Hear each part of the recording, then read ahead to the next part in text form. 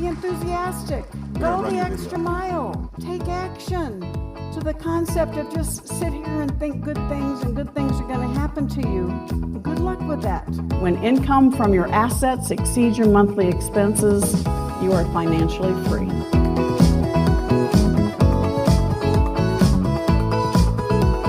She's a highly sought-after speaker. She has sold 30 million books, New York Times best-selling author, and the most kind and humble woman I've ever met. Live your legacy and create maximum impact. We owe it to each other. We owe it to our children, to future generations. But most importantly, we owe it to ourselves. Because it's not work-life balance that's the issue, ladies and gentlemen. It's debt life. Debt is what causes a problem in your life. You're either a master of your money or a slave. So I've dedicated my career to financial education so that I can help people empower themselves to become the CEOs of their own life, to take control of their financial lives. I am so delighted to be here. As you know, I've been here watching and studying and learning just alongside of you because people often say to me, are you ready to retire? I'm actually getting kind of a complex about that. But I say, I don't consider what I do work. It's my passion. And so I don't want to retire. I want to refire. You guys ready to refire? All right. So I have a little exercise. I would like all of our experts in the room to stand. Everybody should be standing. All right, everybody stand up, stand up. Nobody has had your successes. Nobody has had your failures. You are an expert in your life. God created you perfectly to succeed in your own talent. All right, if you're still sitting, please stand up. I want you to say after me, I am an expert. Now, there are three things in our life we can control: our thoughts, our words, our actions. So I want you to change. I am an expert. That's good. But let's change a word. Now, I am the expert. Say, I am the expert. Now say it again with a smile. I am the expert. Now we're going to change another word. Instead of saying, I am the expert, you're going to say, I am the authority. Say it. I am the authority. With a smile, one more time, with a little more zest. I am the authority. Say to your neighbor, yes, you are. Thank you very much. Thank you. What an incredible few days. The reason why I do that exercise is because how many of you are kind of overwhelmed with all this incredible brilliance we've had for 3 days? I see a few hands. Yes, me too. I just want to sit next to Todd every single day. He and Bill. I've known Bill for over 20 years. He asks me to do something, I say yes. I ask him to do something, he says yes. That's the kind of relationship and the power of association. And I met Todd and Christy through Bill, and what an incredible opportunity. And as you've heard this over and over again, it's all about relationships. Well, I talk about the power of association. Now, when I talk about the fact that you can control your thoughts, your words, and your actions, let me share a little bit of my story because we're going to talk about our thoughts as it relates to money. All right, what did your parents say about money? Doesn't grow on trees, pinch your pennies, save for a rainy day. So and my favorite, we can't afford it. How many of you have said we can't afford it? Yeah, if you don't raise your hand, you're lying. And so we grow up with this money negative, money negative, money negative. No wonder we end up with a scarcity mindset. We're afraid we're never going to have enough money. Then when we get some, we're afraid we're going to lose it because we haven't worked on the mindset around money. Now, I was given a huge gift that I didn't realize young in life. My parents, we lived in a little tiny house between my mom's beauty shop, my dad's used car lot, and we had rental properties that I had to go scrub out the bathrooms between tenants. So I've been a real estate investor since the age of 10. And we owned orange groves because we got cash flow from the oranges. Those orange groves are now part of SeaWorld in Florida. But every step of the way at dinner, we would talk about assets, my favorite word. Say assets. Say it with a smile. Assets. We are taught to chase income, wages, right? No, I want you to take your time and invest in buying, building, creating income-producing assets. And you've learned about quite a few over the last 3 days. But focus on assets. Say assets. That was really wimpy. Assets. Now add a smile to it and say assets are sexy. And the older you get, the sexier they become. Yes, believe me, because you are financially free when the income from your assets exceeds your monthly expenses. And it does not have to be millions of dollars. When I met Robert Kiyosaki, he had gone to Michael with this idea for a board game drawn out on a piece of paper. And I'm driving down the street and my phone rings. Back then, the cell phone was like this big, like a brick, and attached to the car. And he says, Sharon, I met this guy today that has what you've been looking for. Now, ladies, if your husband called you and said, I met a man today that has what you've been looking for, I still remember exactly where I was in Phoenix. I go, okay, honey, sounds a little kinky. What are you talking about? Because Robert had gone to see Mike about patenting the board game Cash Flow. How many of you are familiar with Cash Flow? May I see? Fantastic, thank you. So I went to the first beta test, and it was literally drawn out on a piece of paper. The playing pieces were different caliber bullets. Great first impression, right? And I was the only one that got out of the rat race, but because I had just sold and built the talking children's book industry around the world, remember the books that have sound strips down the side? Well, my kids didn't like to read. And so I was passionate about getting kids to read again, and a friend of mine was the inventor. And so I helped grow that brand around the world. Back in 1987, it's so hard to imagine a time when kids had no electronics, but they didn't. They didn't have screens, they didn't have electronics. And so we had this talking book. We said, how can we get parents to trust us? So we did deals with little companies like Disney, Warner Brothers, Sesame Street, Marvel Comics. Teenage Mutant Ninja Turtles was a big hit at the time. And so we grew it around the world, and we got kids reading again.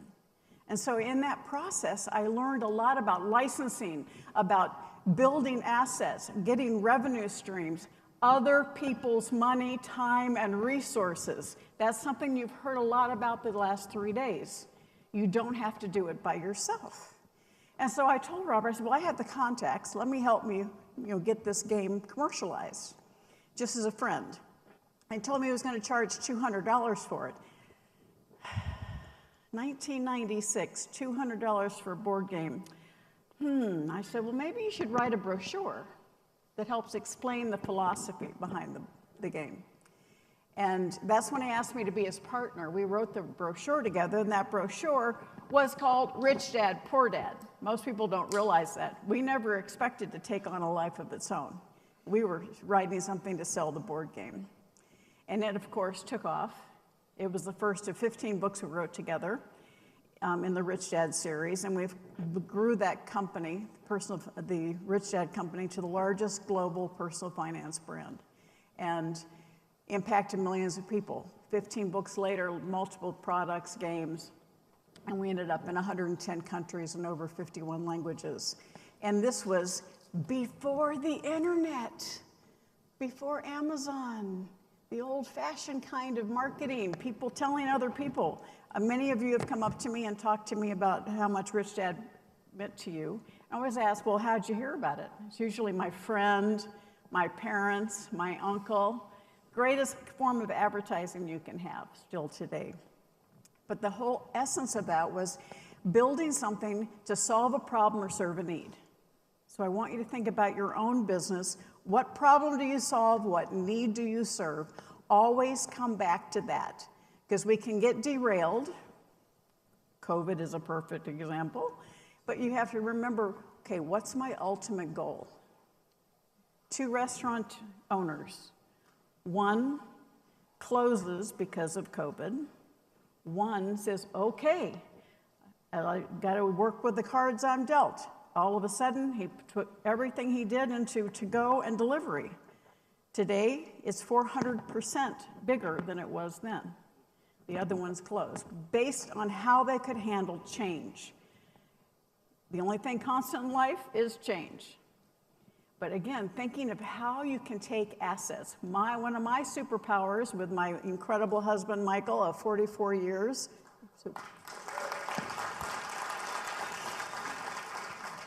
You know, we've heard Napoleon Hill say, and I think you heard Connor say, out of every adversity comes a seed of an equal or greater benefit.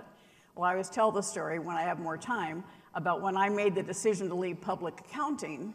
I was really torn because I was very successful, but I was like, had no time to myself. Any of you feel like you were on the rat race of, you know, and I wasn't a very good employee. I didn't like somebody else telling me what to do. It's still a problem today. And so I went back to, I got this, a client offered me to go with him, and I went back to my condo, did the old pros and cons on yellow legal pad, because this was before cell phones, before PCs, and didn't help me a bit. I could argue both sides. But my hand took off across the top of the page and wrote, why not? Say, why not? Why not? Say it with gusto, why not? Say, why not? Why not do something different? Why not take the path less traveled? Why not solve a problem or serve a need? I was raised by that father who talked about money at dinner. Every night he would ask me, Sharon, have you added value to someone's life today? He's been gone almost 20 years. I still ask myself that every single day.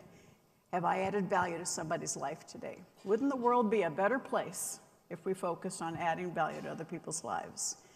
Now, 10 years into our relationship, he wanted to go into franchising. We were great partners for a long time, and then we weren't such great partners. I made the decision to leave. Sometimes you have to close one door for other doors to open. And so I challenge you, is there a door in your life you need to close for other doors to open? All right, that's what you've had this opportunity for the last 3 days. Open your mind to the possibilities. Had I not made that decision, I wouldn't have been asked by President Bush to be on the President's Advisory Council. Had I not made that decision to leave Rich Dad, I wouldn't have been asked to step into the Napoleon Hill Foundation.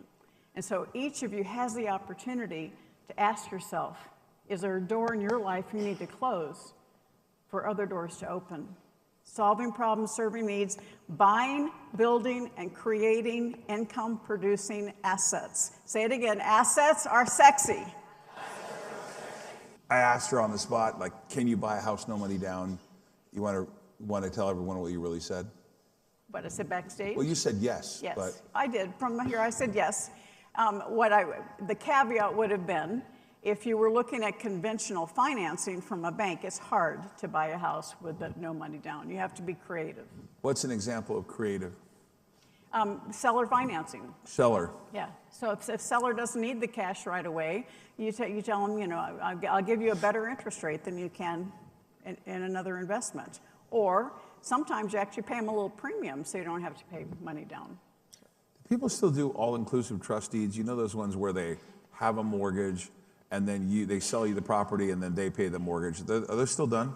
They are still happening around the country. Certain states are less happy about that. So you have to know what the laws are in your state. So we had someone ask the question yesterday, if I'm 26 years old, I got 50 grand, what would you do with the 50 grand? Well, he was here with his friend, and they had 50 each. Right. Yes. And I would think that, number one, find the right group of people to learn from. I would not want them to go out and try and spend it all on an apartment complex together that they don't understand what they're doing. Sure. Find somebody that can help guide you through it. There are syndications where you can learn along the way. But that's a really good problem to have, having $100,000 to invest. So the key, if you're going to make investments, I believe, is to make less mistakes, right? Doesn't mean you need to do exactly how Sharon does it, but what can a person do with you at your ranch in Arizona, or what courses can they get? Because I myself, I really do want to buy something no money down. I'm kind of tired of I bought these hotels. I bought 90 million worth of hotels. I had to put 23 million down. I don't know if I could have got those for no money down. But I think that if you look at one scenario for me in terms of my investments, I have never lost money buying and renting out homes where the masses have to rent, like between $100,000 and a $400,000 home. It's been my... You're solving a problem and serving a need. Right. And so how can someone get educated by you? Because clearly you've helped a lot of people, and everyone's fear around making the mistake. So I want to make the mistake, but now I want to make less mistakes by just getting... I no longer am teaching a hospital. I go directly to the expert. And that's why I surrounded myself with people that are already experts. But it took me like 30 years to figure that out.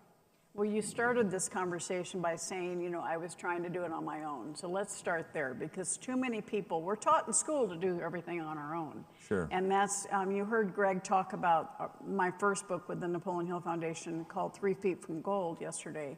And in that, we talk about your personal success equation. And it really is, it goes to the heart of that matter. It's P plus T, your passion, all right? So do what you love what you do, and your talent. Now, my passion came from anger. I was mad we weren't teaching kids about money in school. Plus passion, my passion was, you know, my talent was being a CPA for many years and in publishing. So most of us stop there and we think we have to do it on our own because we're supposed to be smart. We're smart. We should be able to do this on our own. But true success comes by times A, power of association, which has been on total display here the last 3 days. And you hear Todd share as the people that has helped him make money.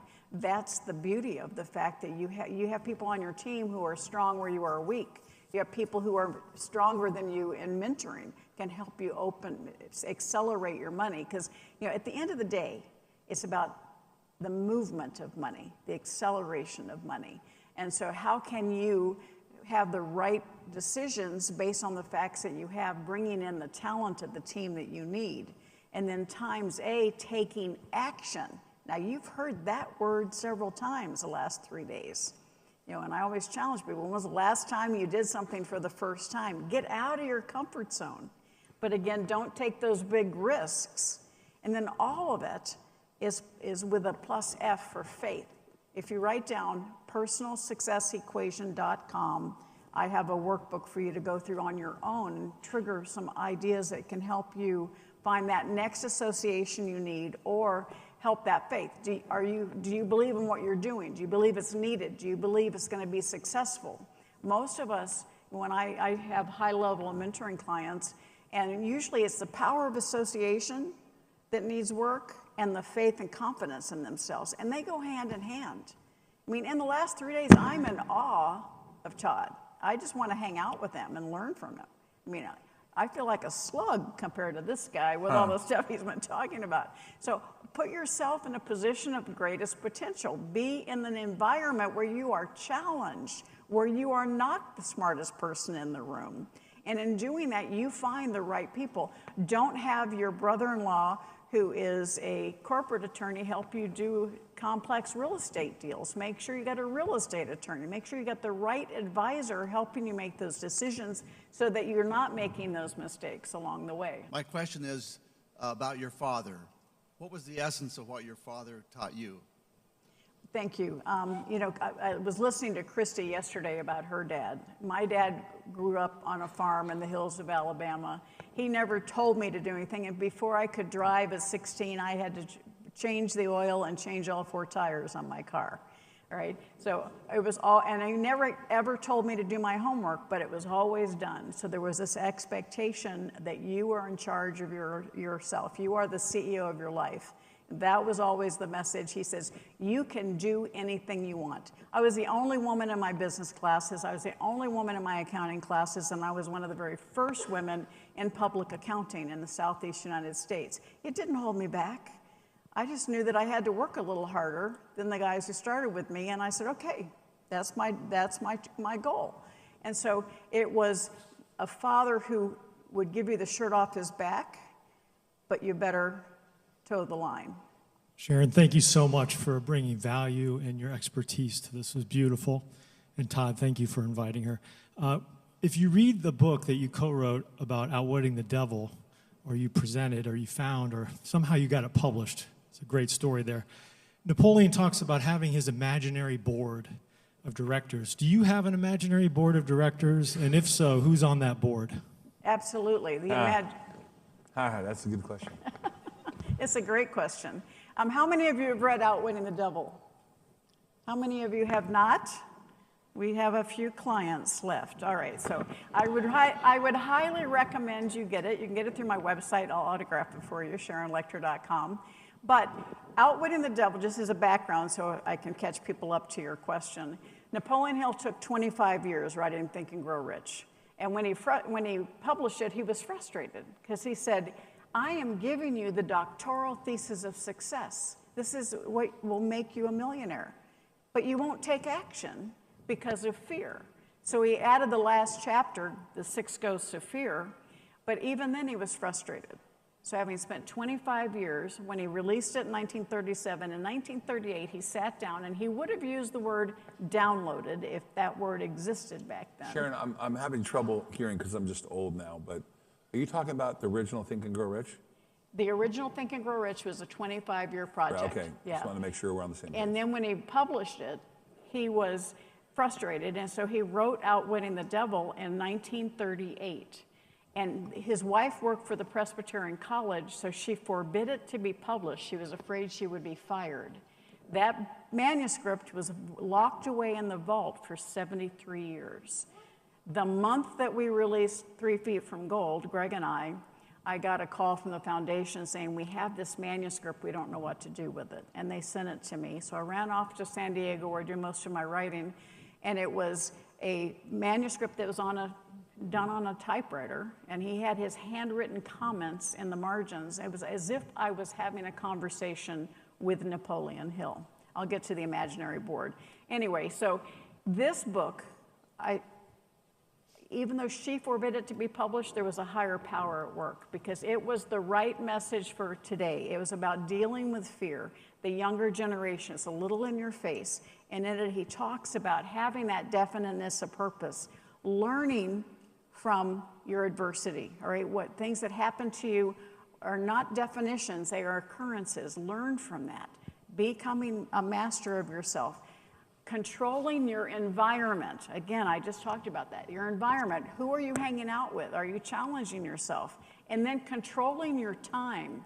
Are you spending time or are you investing time? Give it up for Sharon Lechter, everybody. Thank you. Thank you.